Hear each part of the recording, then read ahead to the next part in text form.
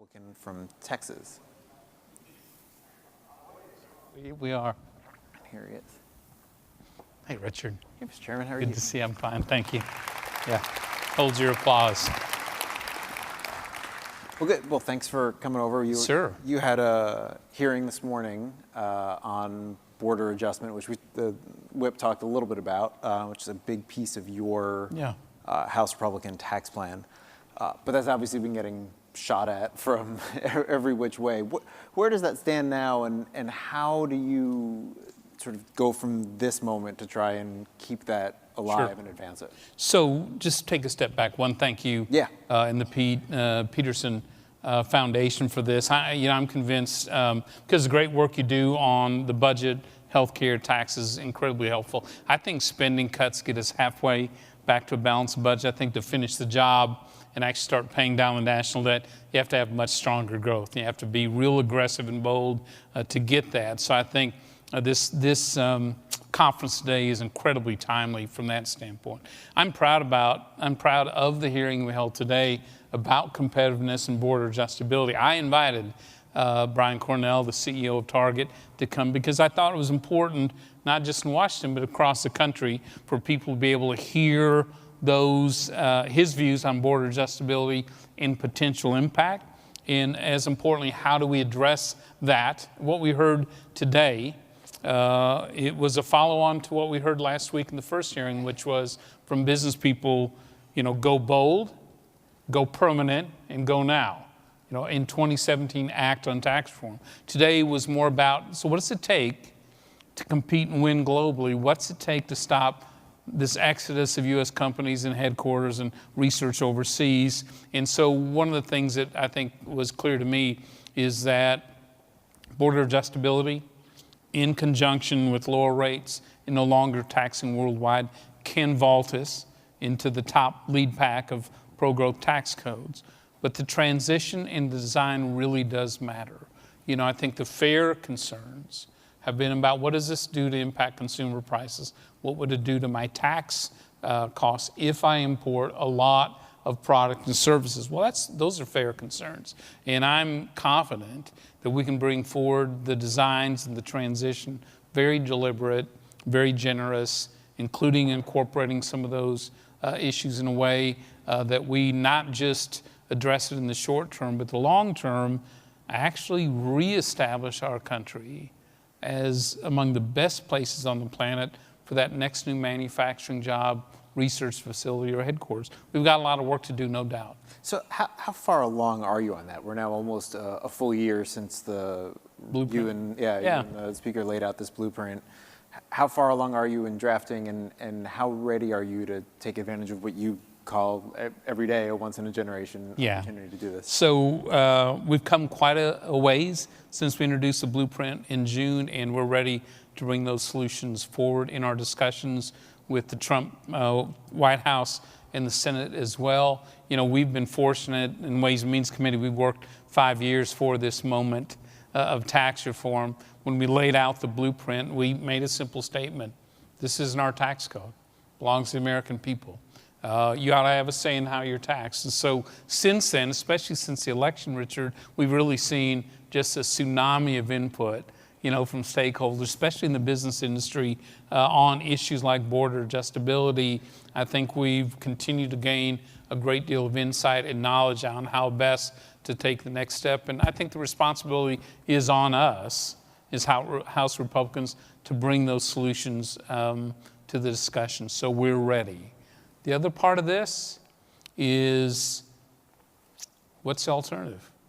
So we know today that our tax code favors foreign products over U.S. products, and we know it drives U.S. companies and jobs overseas. Our proposal is equal taxation. So no matter who you are and where your products are produced and services, if it's consumed in the U.S., it's taxed equally at a low business rate of 20%, but level playing field, period. If someone's got a better solution, bring it. We eliminate every tax incentive to move jobs overseas. If someone's got a better solution, bring it. I think at the end of the day, everyone has to be open to how we solve those two major problems. I'm actually confident as we work through this process, it can be done. And where are you in your discussions with the Senate and the White House? I don't know if you heard Mr. Hoyer, who's talking about how he's sitting back and watching and seeing Republicans not agreeing on where they are on tax reform. You've been in those discussions. Yeah. How close are you? You've got the House, the White House talking about 15%, and the Senate kind of coming up with its own ideas.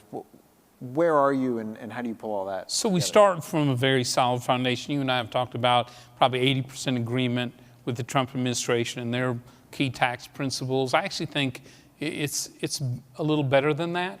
So we have a great foundation to start with. We've got some areas that we need to narrow the differences on. Two thoughts. One, we're focused on delivering it this year. And the timetable, the White House and Senate that we are working off does exactly that. Tax reform before the end of 2017.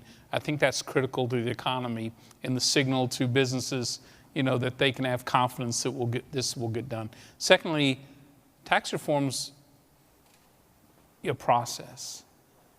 If you expect that process to be smooth and beautiful, it's not. It is tremendously hard work.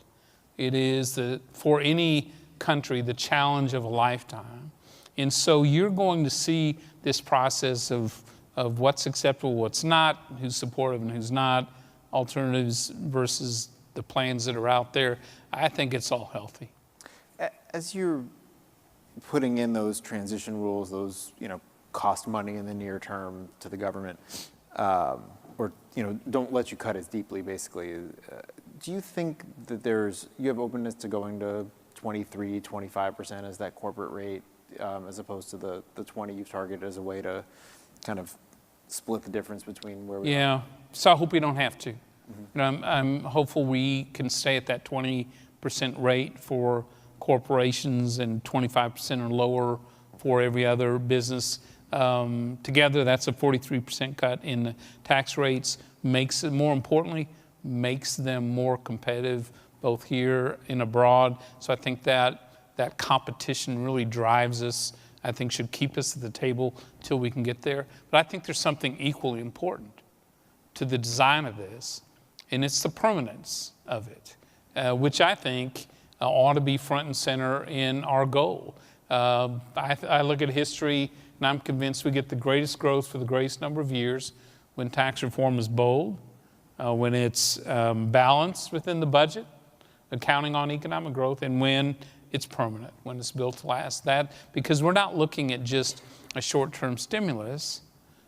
We want businesses to change their activities, to bring those manufacturing research facilities back to the U.S. They're not going to do that on a 2 or 5, even a 10-year temporary tax plan. They want that certainty because these are 30-year decisions, 40-year decisions going forward. So we're going to continue to make the case that permanence matters, that we can go bold. We can balance it within the budget over 10 years and longer, frankly, and we can do it in a way that businesses have the certainty of permanence. So as you're looking at trying to make that balance, you're relying somewhat on what we call dynamic scoring or revenue from growth. As you've worked with the models that the Congressional Joint Committee on Taxation has, do you think that the tax plan can get you to the 3% growth that the White House is out there talking about today? And what actual growth levels, sustained GDP growth is possible? So a couple thoughts. Larry Lindsey testified today at the hearing, that he foresees the House blueprint creating greater than 3% growth over the next 3 years, and then settling down to about 2.5% or more for the longer future, which is a better outcome even than the Reagan reforms, which I think are sort of the gold standard to date. I think, as Secretary Mnuchin has said, it's really a combination. 3% growth is achievable through a combination of the right tax policy, the right trade policy, and balanced regulations. I think you put those three together and you can hit that goal and sustain it for the long term. And will your when you're doing those estimates, you'll be constrained by the official joint tax scoring. You're not going to go to some outside other scoring model out there? So we use those outside scoring models to look at different provisions, even overall, to estimate where the growth is, what the distribution is, mainly for us, what's the impact on wages in middle-class families. We're really sort of laser focused there as well. But at the end of the day, the scorekeeper is joint tax. We too have worked years because of my predecessors, Paul Ryan and Dave Camp, have made a concerted effort to get joint tax, the resources, the staffing, the models to be able to bring us those estimates. They've used those on a number of provisions before. Now this is a bigger challenge, but I can tell you just the insight we're getting from them is hugely helpful. It really, if you're us and we're focused on two goals, a tax code built for growth, jobs, wages, and the economy, and leapfrog to among the lead pack, best place on the planet to do business, joint taxes feedback to us has been incredibly helpful. You mentioned distribution and middle-class wage growth. Some of the scores of the blueprint, at least in its initial form, showed almost all of the benefit going to the top 1%, both from estate tax repeal, from rate cuts, from the pass-through rate cuts. What are your distributional goals, and how should the tax burden be divided? Yeah, and so I'm convinced that if we flatten these brackets out, lower the rates at every level, protect more of those first dollars, and really encourage families who save and invest. And if we move away from the corporate income tax to this cash flow system, far more simpler, that passes down to the middle class as well. And so, my goal is to drive as much middle class tax relief as we can, lower taxes at every level. And the Tax Foundation estimates the blueprint raises a middle-class family for wages after-tax wages by $5,000. We're going to continue to work to try to do as much as we can there. Well, as you've gone through this past year of turning that blueprint into more of a legislative product, what are some things that you've learned? What are things that have surprised you as you've gotten deeper into either hearing feedback from some of those business groups or from constituents or from your colleagues in the House? How smooth and easy it's been. No, it's nowhere like that. I'm always pleased that so many of my lawmakers, friends, Republicans and Democrats, know it's time to do tax reform. They know the status quo is not working for the U.S. We're just not competitive. Our companies can't stay here. We're losing these jobs. So I'm always pleasantly pleased with how there's bipartisan interest, I think, in tax reform. Are there different approaches, as Steny Hoyer talked about? Sure, but that we can work through. Secondly, I've been very pleased with President Trump's commitment on tax reform in giving us good leaders in Treasury Secretary Mnuchin and Director Cohn to work through these issues as well. And then, again, because we've had in the House side so long to be able to work toward this, we really are having the kind of conversations as we work toward a unified plan that we ought to be having. Not that they're settled yet. There's a lot more work to do, clearly, Richard, but the quality of discussions, I think, are right on target. In your mind, what are the biggest outstanding questions that you need to resolve before there's this unified House, Senate, White House plan? So again, the good news, on the individual side, moving to that simpler postcard style system for most Americans. I think there's agreement there. Restructuring the IRS to really make it a taxpayer service area is key. Lowering the rates dramatically for every type of business we agree with as well. We have some differences on the rates. We'll work through that. I think maybe this best pro-growth provision, full and unlimited expensing, is something we think drives fully half of the economic growth from our blueprint. But that's a big change because we swap it with interest deductibility, I think that's going to be a critical element. We need to work through, especially the transition that includes, grandfathering existing debt and a recognition of different types of industry going forward, such as real estate, for example. Those areas, and border adjustability, or more importantly, how do you level the playing field and eliminate those tax incentives that drive companies overseas? Those will be some of the areas we have to focus on.